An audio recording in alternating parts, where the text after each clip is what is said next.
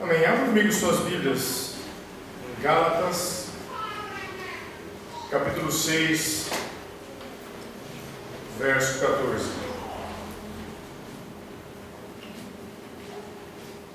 Enquanto a gente acha, eu queria perguntar a vocês qual é o maior motivo do seu orgulho? O que você mais se orgulha em sua vida?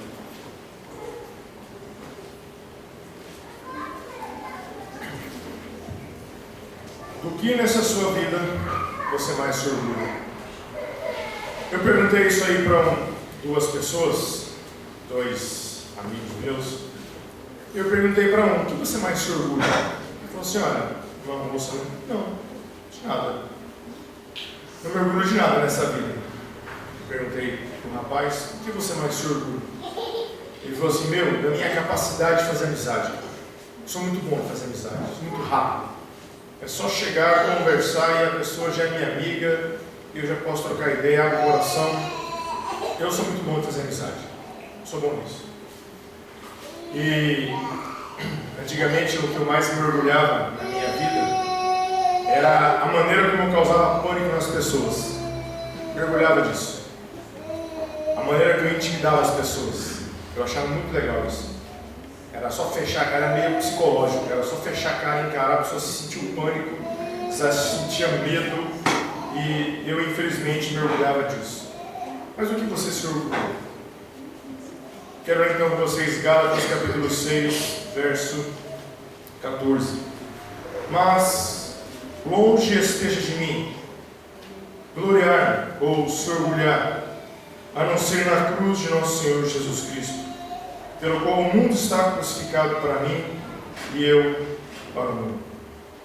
Longe esteja de mim gloriar-me ou se orgulhar, a não ser na cruz de nosso Senhor Jesus Cristo. Vamos orar mais uma vez. Pai amado, em nome do Senhor Jesus, nós queremos aquietar agora em Tua presença. Nós queremos ouvir a Tua voz, queremos discernir a Tua vontade sobre a nossa vida. Querido Espírito Santo de Deus, faça a Tua obra neste lugar. Que essa palavra, Deus, não volte para o Senhor vazio, mas ela faça aquilo que lhe apraz. Em nome do Senhor Jesus, nós te louvamos e nós te agradecemos. Amém. O tema da mensagem, então, nessa manhã é: meu maior motivo de orgulho é a cruz de Cristo. Por que isso? O que Paulo está querendo dizer com essas palavras? Toda a epístola de Paulo aos Gálatas é uma resposta a um grupo de pessoas chamados judaizantes. E esse grupo de pessoas que estava ali na igreja estava causando sérios problemas naquela época. Esse grupo, eles se gloriavam de uma certa marca que eles tinham no corpo, chamada circuncisão. E eles começaram a ensinar a igreja, a divulgar na igreja, entre os gentios convertidos, dizendo que só o Evangelho não bastava. Cristo não era suficiente. O sangue de Jesus não era suficiente. Eles precisavam de algo mais. Eles precisavam ter essa marca no corpo. Este era o motivo da glória dos judaizantes, ser circuncidado. Então Paulo começa a escrever, ele começa a responder, colocar aqui o seu parecer. E ele está dizendo o seguinte: não se importa, não interessa, você não tem que se gloriar numa religião, não tem que se gloriar nos costumes, não tem que se gloriar em sacrifícios, numa circuncisão. O que é mais importante é se gloriar na cruz de Cristo. A palavra que gloriar-se quer dizer gabar-se, se orgulhar. É isso que Paulo disse: eu me orgulho é da cruz de Cristo. Eu me entrego à cruz de Cristo. Sabe o que é interessante ele falar sobre isso? Paulo tinha tantos motivos para se orgulhar de si mesmo, e ele se orgulha da cruz de Cristo. Por exemplo, ele podia se orgulhar da cultura dele, da cultura de Paulo, um dos homens mais cultos da sua época. Paulo estudou aos pés de um homem chamado Gamaliel, erudito, um homem inteligentíssimo, um dos homens mais sábios do seu tempo. Paulo aprendeu com ele. Ele era um catedrático. Falava diante de reis. Aliás, Deus separou Paulo para esta obra. Paulo advertia: foi o apóstolo que advertia governadores, reis, grandes imperadores da época. Para isso Deus o separou. Um homem extraordinário, preparado com uma inteligência incrível. Ele não se gloriou disso. Paulo também podia se gloriar da sua religião, da religião que Paulo tinha. Aliás, por algum tempo ele tinha uma boa religião. Paulo seguia o judaísmo. Por algum tempo ele seguiu isso. Seguiu a religião dos patriarcas, a religião dos profetas. Era uma boa religião a que Paulo tinha. Ele poderia se orgulhar por ter sido um fariseu fervoroso, um fariseu dedicado. Ele foi membro da mais alta corte dos judeus no Sinédrio. Ele não se gloria disso. Ele não fala sobre isso. Ele então poderia se orgulhar da sua capacidade de falar vários idiomas. Olha só, Paulo falava fluentemente o hebraico, o grego, o aramaico, diversos idiomas. Tanto quando surge um problema na igreja de Corinto, confusão de línguas, que havia dado, Paulo exortando aquelas pessoas, ele diz assim: olha, eu posso falar muito mais língua que vocês. Paulo falava fluentemente várias línguas, mas ele não se gloria nisso, ele não se gaba por isso. Ele poderia também ter se gloriado da sua dupla cidadania. Paulo era judeu e também Paulo era romano. Ele não se gloriou em nada disso. Ele disse: longe esteja de mim gloriar-me a não ser na cruz de Jesus Cristo. A respeito de Jesus, ele também tinha vários motivos para se gloriar. Não na cruz, mas vários motivos. Por que ele não se gloriou no nascimento de Jesus? Um grande evento da história, um dos maiores eventos da história. Por que ele não se gloriou nisso? Olha só como Jesus nasceu de uma forma comum e extraordinária. Nasce de uma virgem. E está escrito que quando Jesus nasceu, aparece uma estrela no Oriente, e aparecem os anjos, anunciado pelos anjos. Os anjos vão lá para adorar, para cantar o seu louvor. Temos motivos de sobra para nos gloriar no nascimento de Jesus. Mas Paulo não disse isso. Eu me glorio no nascimento de Jesus, na manjedoura. Ele não disse isso. Por que Paulo não disse então que se gloriava na maneira como Jesus viveu? Podia falar sobre isso. Hebreus 4,15 diz: pois não temos um sumo sacerdote que não possa compadecer-se das nossas fraquezas, porém um que, como nós, em tudo foi tentado, mas sem pecado. Viveu de uma forma incomum, viveu próximo dos pecadores, foi chamado de amigo dos pecadores, não cometeu pecado algum. Estava sempre próximo das elites religiosas que constantemente o censuravam. Nunca cometeu um pecado. A Bíblia diz que nunca se achou dolo em sua boca, nunca houve uma palavra maliciosa, nunca manchou a sua alma, nunca cometeu um pecado. O modo como Jesus viveu era digno de Paulo dizer: eu me glorio na maneira como ele viveu. Mas ele não disse isso. Paulo não se gloriava nisso. Por que ele não disse então: olha, eu me glorio na maneira como Jesus ensina? Ele ensinava como ninguém. O maior mestre, o mestre dos mestres, o maior pregador de todos os tempos. João 7,46 diz que certa vez alguns soldados foram para prender Jesus, e eles chegaram para prender Jesus. Eles estavam ensinando. Eles pararam para ouvir o ensinamento de Jesus, voltaram para trás sem prendê-lo. Quando foi prestar conta: olha, por que você não prendeu ele? Senhor, não pudemos, porque ninguém ensinava como esse homem ensina. Ninguém ensinava como Jesus ensinava. Um grande mestre, um grande pregador. E Paulo não disse isso. Me glorie na maneira como ele ensina. Por que Paulo então não se gloriou na ressurreição de Jesus? Por que não disse isso? Outro grande, maior evento da história. A cruz não teria significado algum se Jesus estivesse na sepultura. Ele ressuscitou, ele está vivo. Por isso, o símbolo do cristianismo é uma cruz vazia. Não adoramos ao Cristo que está numa sepultura, porque ele não está mais lá. 1 Coríntios 15,17 diz: se ele não tivesse ressuscitado, seria vã a nossa fé. Mas Paulo também não se gloriou na ressurreição dele. Olha o que ele diz: longe esteja de mim gloriar-me a não ser na cruz de nosso Senhor Jesus. Será que Paulo ignorava então que a cruz era instrumento de dor e de vergonha? Ele ignorava que a cruz era um símbolo de maldição, o pior tipo de morte que existia, o mais cruel de todos? Paulo não sabia disso. Por que que ele disse isso? Ele desprezou tudo isso quando disse: longe esteja de mim gloriar-me a não ser na cruz de Cristo. Então, baseado em que Paulo se gloriava na cruz? Quero apresentar para nós aqui 5 motivos pelo qual Paulo se gloriava naquela cruz. Primeiro motivo: a cruz de Cristo, de que Paulo está falando, desfaz toda a inimizade que é entre nós e o nosso Deus. Eu quero que você pense sobre isso. Que parte do homem você acredita que foi manchado ou que foi afetado pela queda? Quando o homem caiu, lá em Adão, qual parte do homem foi mexida? Ou foi prejudicado, foi afetado? Tudo. Tudo. Todos nós fomos esmagados pela queda. O homem completo foi danificado. Quer exemplo disso? Olha a memória. Olha como está a nossa memória. Repare se eu pensar assim, se eu dissesse para você: senhora, pense numa coisa ruim que você fez. Na hora, a culpa vem de sua mente. Na hora você sabe o que você fez de bom. Agora, lembre-se de algo bom, cheio de piedade, de que você fez. Veja se vem à sua mente alguma coisa assim. Não vem. A memória destruída, tudo acabado.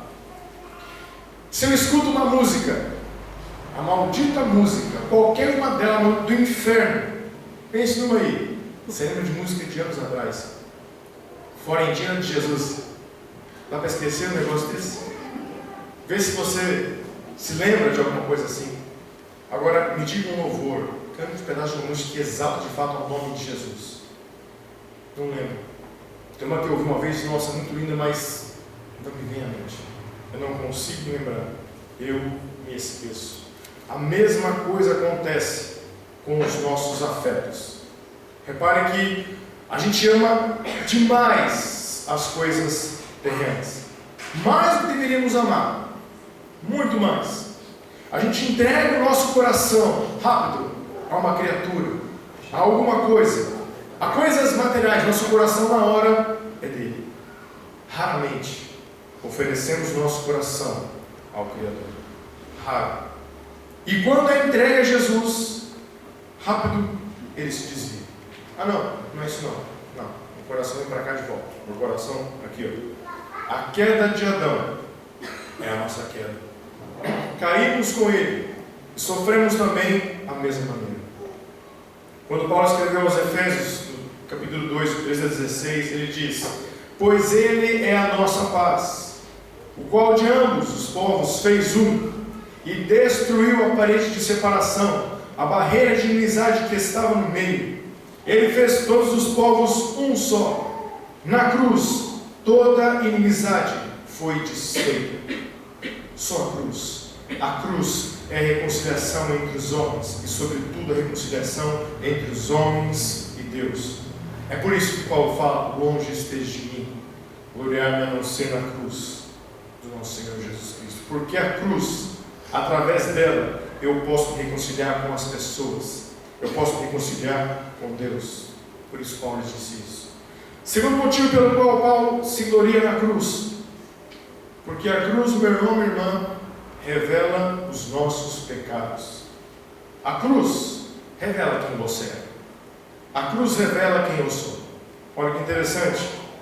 Olha o que Charles Spurgeon disse uma vez: ainda que eu fosse a lua e tivesse todos os demônios amarrados aqui na terra, eu ainda estaria com o pior de todos os meus inimigos, ele mesmo. John Wesley disse: eu não temo o meu inimigo, o que eu temo é o meu próprio coração. Olha o que Paulo disse, Romanos 7,24: miserável homem que sou, o bem que eu quero fazer eu não consigo, o mal está em mim. O nosso principal inimigo não é o diabo, o nosso principal inimigo não é o mundo, é o nosso próprio ego, o nosso próprio eu, o meu coração, o seu coração. Já dizia Jeremias 17,9: o coração do homem é enganoso, desesperadamente corrupto, ninguém pode conhecê-lo. Perguntaram uma vez a um teólogo, e ele estava orando, esse teólogo: livra, meu Deus, daquele homem mau, de mim mesmo. Senhor, livra eu de mim. Olha a oração deste homem. Já orou assim algum dia? Senhor, me livre de mim mesmo. Eu não me suporto mais. Está complicado viver comigo. Eu não sei mais o que fazer. Perguntaram também a um grande homem de Deus: qual é o seu maior problema? Ele disse: eu mesmo. Quantos cristãos eu vejo murmurando, reclamando das suas imperfeições, dos seus vícios, dos seus defeitos. Por que eu sou assim? Por que eu sou desse jeito? Pelo simples fato de sermos pecadores. A cruz mostra isso. Somos pecadores.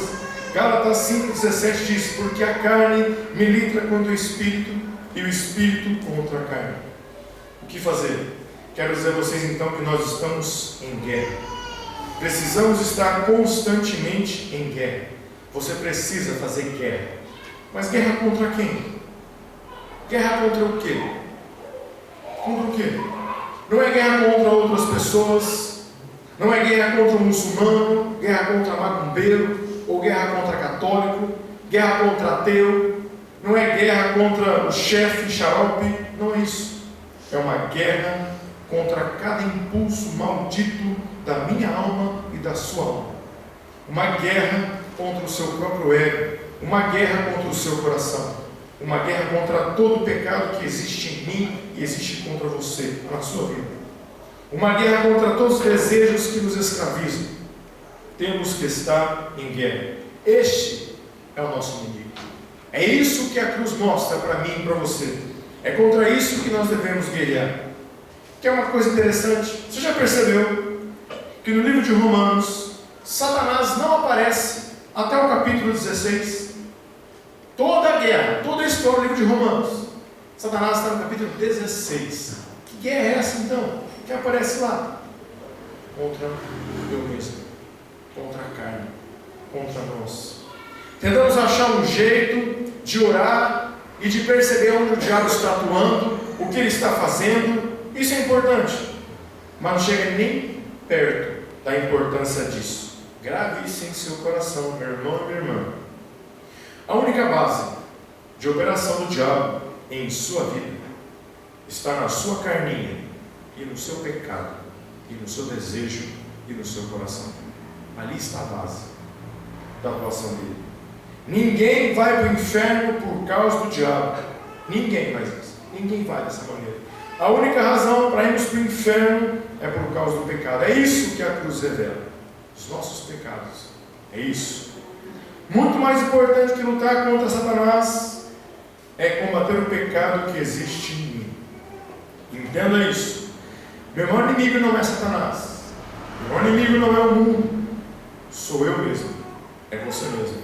Esta é a única razão para eu e você irmos para o inferno. Por causa de mim e por causa de você. O diabo não tem poder nenhum de mandar ninguém para o inferno. Sabe o que é disso? Que droga! Que porcaria é essa? Não tem, eu com medo dele. Pois é, não é com ele que a sua luta acontece. Por isso mesmo, temos que nos importar com isso. Viver um cristianismo verdadeiro. Cristianismo, meu irmão e minha irmã, não é um acordo de paz, como a religião tem feito. E como os cristãos têm vivido a sua vida. Romanos 8,13 diz: se pelo Espírito você mortificar a sua carne. Essa é a história. Mortifique a sua carne. Recomendação para você então, a partir de agora é essa: faça guerra. Por que guerra? Porque na guerra você fica atento. Na guerra você está com o dedo no gatilho, pronto para atirar. Na guerra você nem dorme direito. Aí você fica esperto com você. Fique esperto com você. Cuidado com você. Aprenda a cortar você. Este é o seu inimigo. Guerra é isso. Então quando eu olho para a cruz, eu me sinto conformado então com esta verdade. Foi por causa de mim. Foi por causa de você. Foi crucificado pelos meus pecados, pelos seus pecados, aquela cruz do Calvário. Por isso está escrito em 1 João 2,2: Ele é a propiciação pelos nossos pecados. E não somente pelos nossos, mas também pelos de todo mundo. Torna propício o perdão dos meus pecados, porque foi pelos meus pecados que Ele padeceu. Quando olhamos para a cruz, é isso que nós vemos. Os meus pecados sendo punidos em Jesus. Por isso, só Jesus pode perdoá-lo. Desde que você veja os seus pecados, entenda quem você é. A menos que você reconheça que você é assim, um pecador, pobre, cego, nu e miserável, Jesus não pode fazer nada pela sua vida. Se você não entende isso, a cruz revela isso na minha vida e para você. Terceiro motivo pelo qual Jesus ou Paulo se gloriava na cruz de Cristo. Porque a cruz satisfaz a justiça de Deus. Você entende isso? Olha só. Alguém tinha que beber o cálice da ira de Deus. Alguém precisava carregar o pecado. Alguém precisava se tornar maldição. Alguém tinha que ser como aquele bode expiatório que os líderes de Israel impunham as mãos simbolicamente, transferindo a culpa de Israel. Então um dos bodes era morto e o outro era levado para fora dos portões da cidade e abandonado no deserto para vagar e para morrer. Alguém tinha que fazer isso, para que aquele abismo que havia entre nós e Deus fosse destruído, fosse retirado. Alguém tinha que morrer separado da presença de Deus. É como se uma mão estivesse retendo a justiça e com a outra mão convidando os homens a vir. Vem, dá tempo ainda, vem agora. Quero que você entenda que um dia essa mão vai ser retirada. E aí, sujou. E aí, complicou. Você sabia que o inferno é a ira do Deus Todo-Poderoso? O inferno é a sua perfeita justiça, sendo revelada contra homens por toda a eternidade. Sabia que a ira de Deus vai vir de uma tal maneira que os homens e os líderes do mundo vão clamar para que as pedras caiam em cima deles, para escondê-los da ira do Cordeiro? Apocalipse 6, 15 a 17. Ah, mas sabe o que é? Eu não creio na ira de Deus, não. Deus é bom demais. Esse negócio de ira aí é furado. Eu creio que aqui já é o inferno, eu creio que aqui eu sofro muito, é tanto imposto, é tanta dificuldade que eu penso que não interessa o que você pensa, interessa o que está escrito na Bíblia. É isso que importa. E é isso que está escrito. Existe lá sim a ira de Deus. A ira então precisava ser derramada. A ira tinha que ser derramada por causa dos nossos pecados que nós temos cometido. O ódio de um coração contra a soberania de um Deus bondoso. Quero que você entenda isso. Se você é salvo aqui nesta manhã, se você está aqui e salvo nesta manhã, não é porque os romanos bateram em Jesus e espancaram ele, não é porque você é salvo que ele foi pendurado no madeiro. Se você é salvo, é porque quando ele foi pendurado naquele madeiro, ele levou o seu pecado para satisfazer a justiça de Deus. Foi Deus quem esmagou o seu filho ali. Foi Deus que determinou a medida da punição, porque foi Deus quem foi ofendido. É a ira de Deus que precisava ser acesa, a justiça de Deus que precisava ser derramada. É isso que aconteceu hoje. Alguém, para salvar um povo para Deus, tinha que sofrer o julgamento. A ira e a justiça de Deus, como diz Isaías 53:10. Ao Senhor agradou moê-lo. Tem noção? A gente pega na Bíblia as partes que a gente mais gosta. Consegue ouvir isso? A Deus agradou moer, triturar Jesus, por causa de mim e por causa de você. A justiça de Deus. Por isso, cumpriu-se ali a vontade do Senhor de esmagar o seu filho. Gálatas 3:10 diz: maldito todo aquele que não permanece em todas as coisas escritas no livro da lei para praticá-las.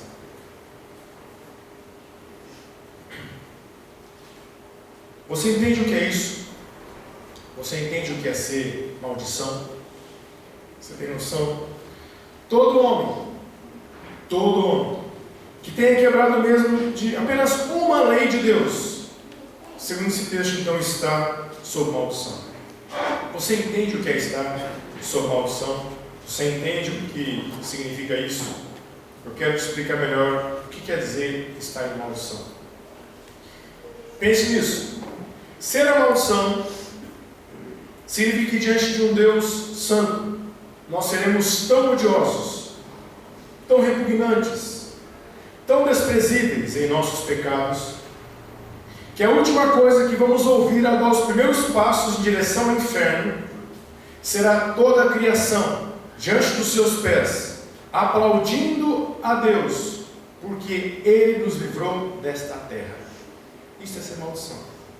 Tipo assim, Senhor, valeu, hein? Você acabou, graças a Deus o Senhor livrou a gente dessa porcaria que nasceu. Isso é ser maldição. É isso que quer dizer ser maldição. Mas ele continua em Gálatas 3,13. Mas Cristo nos resgatou da maldição da lei. Como ele fez isso?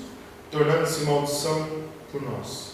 No meu lugar, no seu lugar. Toda imundície, toda culpa, toda vergonha diante de um Deus santo foi derramada sobre Jesus. Por isso, será também derramada em todos aqueles que se recusam a andarem com Jesus. Deus ama o pecador, mas odeia o pecado. E por causa do pecado, nós temos que ser lançados no inferno. Mas perceba como Jesus é tremendo, como Ele é maravilhoso. Estamos condenados ao inferno, à perdição eterna. E Ele diz: não, eu quero dar a minha vida por Ele. Dou minha vida por você. Ele não foi forçado. Paulo diz em Romanos 6,3: o salário do pecado é a morte, mas o dom gratuito de Deus é a vida eterna em Cristo Jesus, o nosso Senhor. O salário do pecado é a morte. O que os meus atos merecem? O que os seus atos merecem? Morte, condenação, inferno. O que todos nós merecemos? Morte, condenação, perdição eterna. É isso que eu mereci. João 10,18 diz: mas ninguém tira a minha vida, eu espontaneamente a dou. Ninguém tomou a vida de Jesus. Ele quis morrer no meu lugar e no seu lugar para satisfazer a justiça de Deus. Por que então eu posso ser salvo? Porque eu sou bonzinho? Porque eu sou legalzinho? Porque eu faço minhas obrigações, não matei, não roubei ninguém? Por isso? Não. Porque o justo foi no lugar de injusto. Por isso Paulo diz: longe de mim, eu me gloriar no Senhor na cruz de Cristo. Por isso ele se gloriava. É somente por causa de Jesus. A cruz satisfez toda a justiça de Deus. Há uma palavrinha no grego chamado rafaz, quer dizer de uma vez por todas. Quer dizer que o sacrifício foi tão perfeito, foi tão maravilhoso, que nunca mais ninguém precisa fazer sacrifício algum para ser salvo. Jesus fez tudo o que precisava ser feito para que você e eu fôssemos salvos. Isaías 53,4 diz: Ele levou sobre si nossas dores e nossas enfermidades. Basta você crer. Basta você apenas confessar. Quarto motivo pelo que Paulo se gloriava na cruz de Cristo: porque a cruz revela o grande amor de Cristo por mim e por você.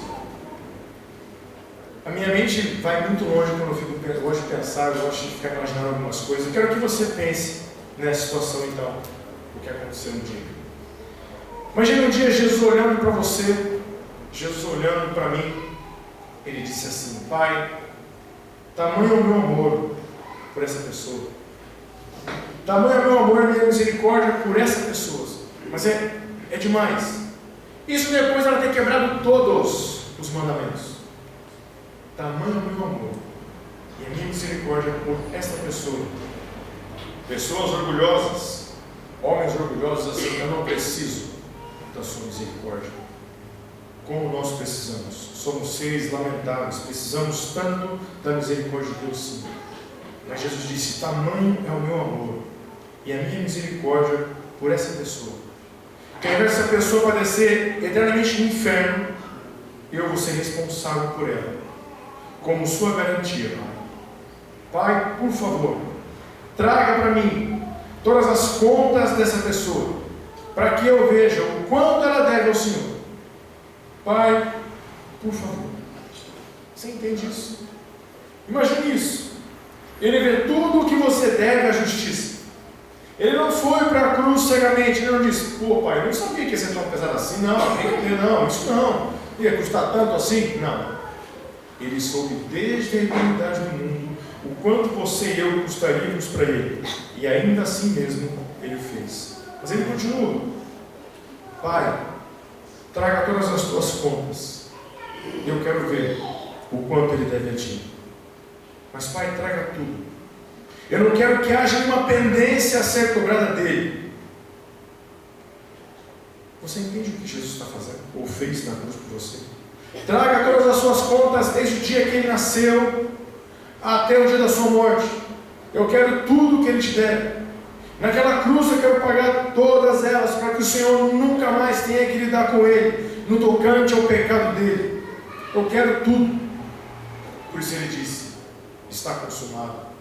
Por isso Ele disse: Tetelestai, todos os teus crimes, todos os teus pecados foram pagos ali. O do presente, do passado e do futuro, todos foram pagos ali. É por isso que alguns crentes são pica-fumo, porque sabem disso, aproveitam o pecado, porque sabem que Deus é maravilhoso e misericordioso. Mas um cristão verdadeiro leva à santidade. Quando você entende que Deus fez isso por você, que Jesus fez isso por você, leva você a ver uma vida santa. Por isso que o Evangelho é chamado de o mistério da piedade. 1 Timóteo 3,16. Ele pagou por cada pecado, e Deus nunca mais vai me chamar para me julgar por causa disso. Você está livre. Opa, peraí, não, está escrito em 2 Coríntios 5,10 que todos os homens vão ter que prestar contas a Deus e ser julgados por Ele. Sim, é verdade. Mas naquele dia você vai olhar para a face do juiz. Quem é o juiz? Teu pai. Ah, é o teu pai. E aquele que vai julgar você, quem é? Teu irmão. Aquele que morreu por você. Você é livre, sem culpa. Por isso, venha a Ele hoje. Sempre volte para Ele. Volte correndo a Ele. Errou, pecou, peça perdão. Volte rápido para Ele. Você passou por uma porta que o mundo não conhece, chamado amor incondicional. Deus te ama incondicionalmente. Você é amado e nada pode mudar isso. Entenda a obra perfeita de Jesus naquela cruz. Romanos 5,8. Mas Deus prova o seu amor para conosco, em que Cristo morreu por nós, ainda pecadores. Qual é então a prova do amor de Deus? O que foi que Ele deu para você? O seu Filho, o seu único Filho. Deu o seu Filho por nós, maus, pecadores, indignos. Essa é a grande prova do amor de Deus por mim e por você. Não existe prova maior. Talvez você, em algum tempo da sua vida, em alguns momentos da sua vida, você pense assim: Senhor Deus, se o Senhor fizer isso por mim, aí sim o Senhor prova que o Senhor me ama. Não. A maior prova, Deus já lhe deu. Toda vez que você olha para a cruz, você vai ver Deus dizendo a você: eu te amo. É a declaração mais profunda de um amor, de um Deus maravilhoso por nós, seres caídos. Mas a pergunta é: como que você tem respondido a esse amor de Deus naquela cruz? Você caminha com Ele? Você o ama?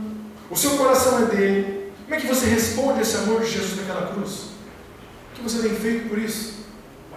Por isso Paulo se gloriava na cruz de Jesus. E tudo isso aconteceu. Quinto e último motivo do que Deus gloriava, que Paulo se gloriava na cruz de Cristo. Porque a cruz anuncia o único meio da salvação. Quantas pessoas acreditam que vão para o céu porque fazem caridade, que vão para o céu porque são bonzinhos, vão para o céu porque dão comida, ajudam o necessitado? E infelizmente, nenhum de nós poderíamos chegar ao céu por essas coisas.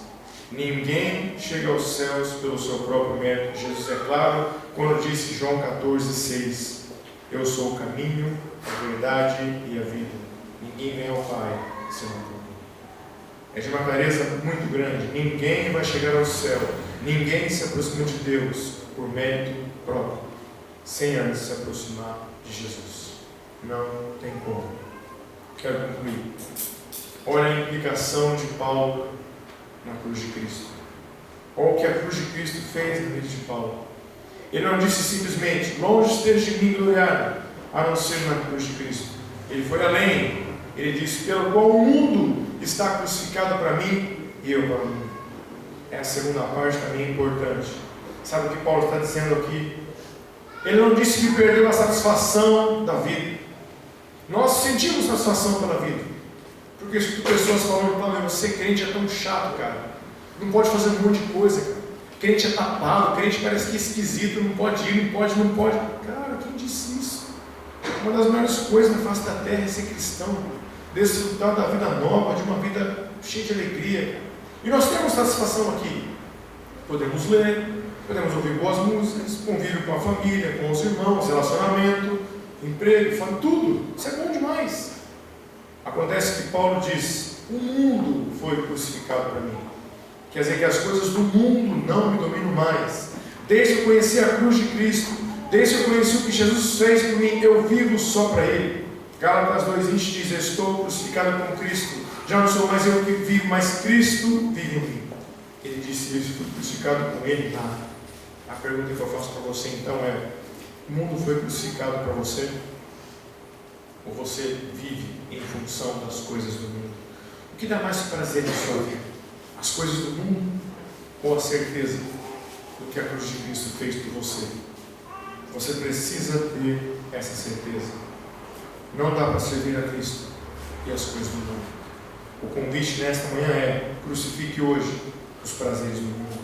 Crucifique hoje a sua mágoa, o seu rancor, o seu ressentimento, o egoísmo, a vida torta. Não há como seguir a Cristo junto com as coisas do mundo. É impossível experimentar a cruz e continuar com o mesmo tipo de vida. O que é preciso fazer? Queria chamar o louvor aqui à frente. O que é preciso fazer? Simples. Arrepender-te dos seus pecados. Crer em Jesus como único Senhor e suficiente Salvador. Ainda há esperança para nós. Há esperança na cruz. Comprometa-se com Ele hoje. Confesse seus pecados agora. Lembre-se disso. Somos as maiores armadilhas para nós mesmos. Vamos nos colocar em pé. Quero que você se renda ao Senhor neste momento. Se renda aos pés da cruz neste momento. E entenda o que a cruz fez por você. Se glorie nisso. Se renda aos pés do Senhor Jesus.